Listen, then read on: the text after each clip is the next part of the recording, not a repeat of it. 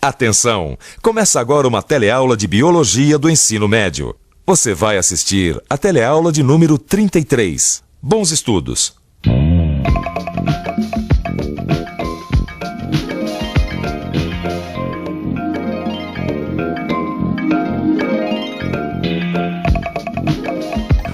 Vamos, filho! Nós vamos conseguir subir toda a montanha! Vamos, me ajude, pai!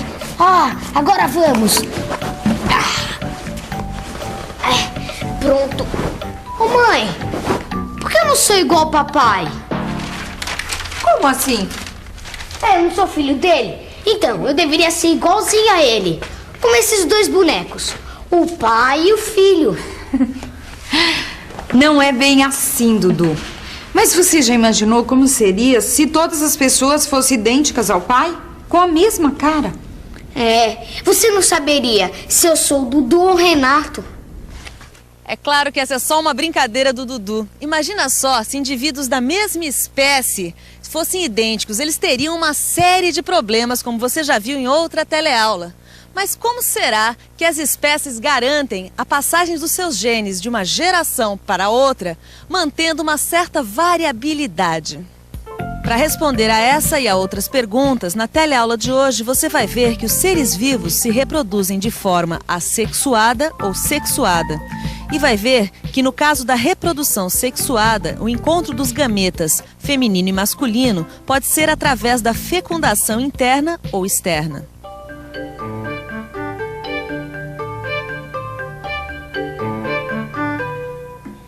Vamos iniciar a nossa teleaula estudando um tipo de pequenos indivíduos que geram seus descendentes de maneira assexuada. Isto é, um indivíduo que dá origem a um novo indivíduo geneticamente idêntico.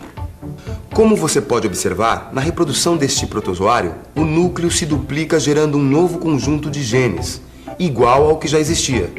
Em seguida, o citoplasma se divide, formando dois indivíduos.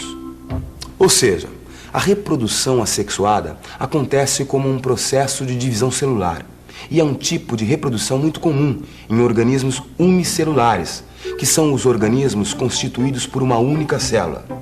Como o protozoário que a gente acabou de ver. De um organismo surgem dois que são iguais. Concluindo nossas observações, como os indivíduos formados através da reprodução assexuada são idênticos, a única possibilidade de aparecerem indivíduos com novas características fica por conta da ocorrência de mutações. E você sabe o que são mutações?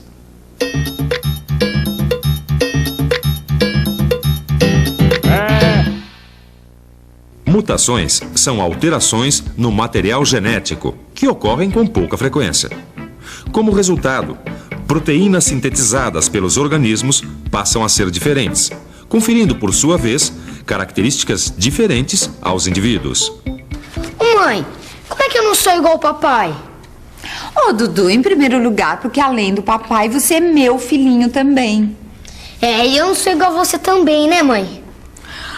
Pois é, Dudu, na verdade, você é o resultado da combinação do meu material genético com o do papai.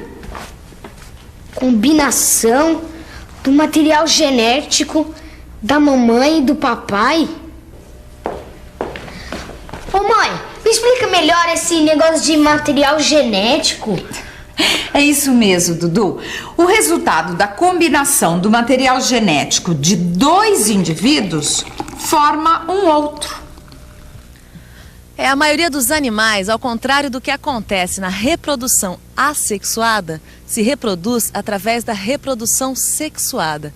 Nesse tipo de reprodução, acontece a participação de dois indivíduos que combinam seus materiais genéticos para a formação de um novo indivíduo. Assim, além de possibilitar a ocorrência de mutações, essa combinação do material genético de dois indivíduos diferentes aumenta a variabilidade entre os descendentes. Mas afinal, como ocorre a reprodução sexuada? Para que ocorra a reprodução sexuada, os animais produzem dois tipos diferentes de gameta: os gametas masculinos e os gametas femininos. Os gametas masculinos são os espermatozoides, que nas espécies animais têm uma estrutura muito semelhante. São pequenos, capazes de se mover e são produzidos em grande número. Já os gametas femininos, os óvulos, que também são parecidos em todas as espécies, são maiores que os espermatozoides, não se movem e são ricos em substâncias nutritivas. Tanto a quantidade dessas substâncias como o número de óvulos produzidos vão variar de espécie para espécie. E para que ocorra a reprodução sexuada, é preciso que o material genético contido no espermatozoide encontre o material genético contido no óvulo. No caso dos animais que vivem em ambientes aquáticos, é comum que esse encontro aconteça no próprio ambiente. É o que chamamos de fecundação externa. Os machos eliminam os seus espermatozoides na água e as fêmeas eliminam seus óvulos também na água. E aí, os gametas se encontram no próprio ambiente, ou seja, na água.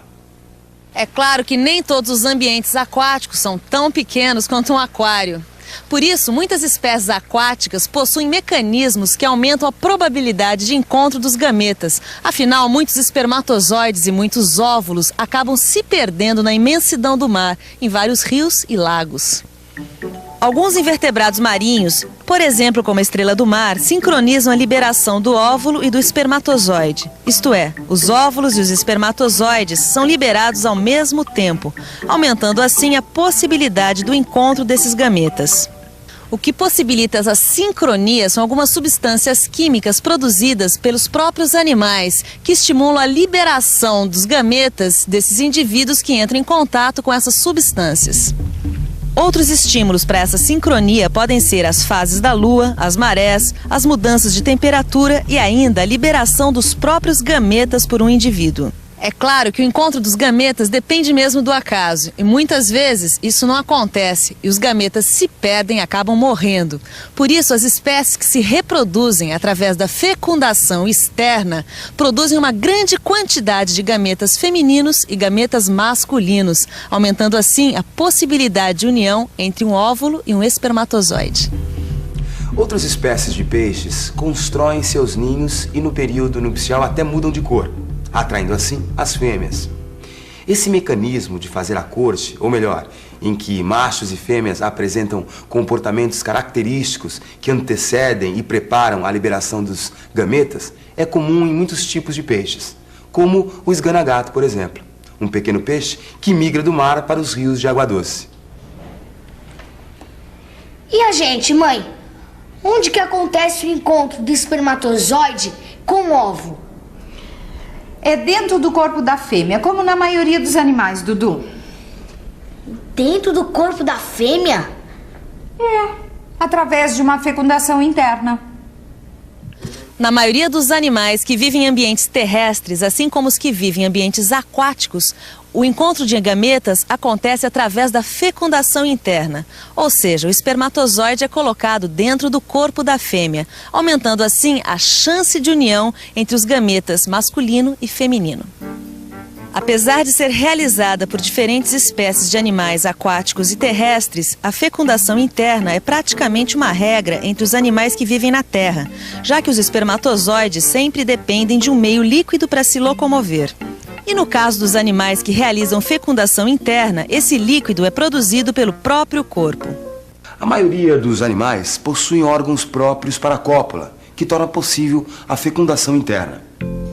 Os mamíferos, alguns tipos de peixes, as tartarugas, os crocodilos, as aves, os insetos e outros invertebrados, por exemplo, possuem pênis, o que torna a fecundação bastante eficiente, já que o macho introduz seus espermatozoides dentro do corpo da fêmea. Além disso, o gasto de material e energia necessários para o encontro entre o espermatozoide e o óvulo é bem menor. Como você viu, alguns mecanismos de reprodução parecem mais eficientes do que outros, mas na verdade todos eles têm obtido bastante sucesso na manutenção das espécies. É só a gente dar uma olhada à nossa volta que a gente vai perceber a grande variedade de seres vivos que existem na Terra, uns tão diferentes dos outros. E atenção, se liga aí que é hora da revisão.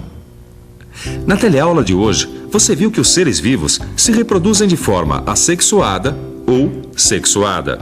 Viu que a reprodução assexuada traz menor variabilidade entre os descendentes, porque não há combinação do material genético dos pais. Viu que todos os animais que se reproduzem de forma sexuada produzem gametas femininos, os óvulos, e gametas masculinos, os espermatozoides. E viu que, para ocorrer o encontro entre os gametas masculinos e femininos, a fecundação pode ser interna ou externa. Ô mãe, e o cachorro? Também é mamífero, como a gente, então é igual. Igual? Como assim? Também se reproduzem por reprodução sexuada, Dudu. E o javali, mãe? Meu Deus, quanta pergunta! Também não é pra menos a sua curiosidade. É um assunto muito interessante mesmo. E você, se quiser saber mais sobre a reprodução dos seres vivos, o melhor que tem a fazer é abrir o seu livro e estudar. Bons estudos e até a próxima. Tchau.